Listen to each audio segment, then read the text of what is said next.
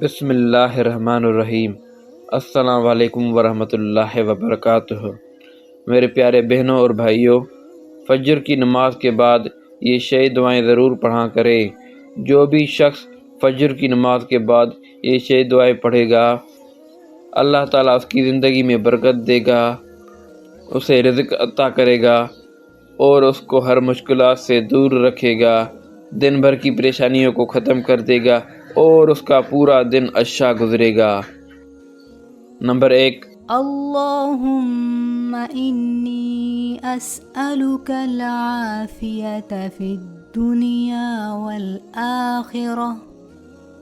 ترجمہ: اے اللہ، میں تجھ سے سوال کرتا ہوں گناہوں کی معافی کا اور آرام کا، دنیا میں اور آخرت میں۔ نمبر 2، ربنا اغفر لي۔ اے اللہ، مجھے معاف کر دے۔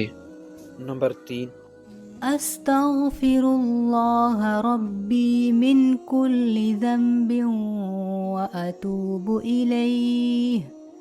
میں بخشش مانگتا ہوں اللہ سے جو میرا پروردگار ہے ہر گناہ سے، اور میں اس کے حضور توبہ کرتا ہوں۔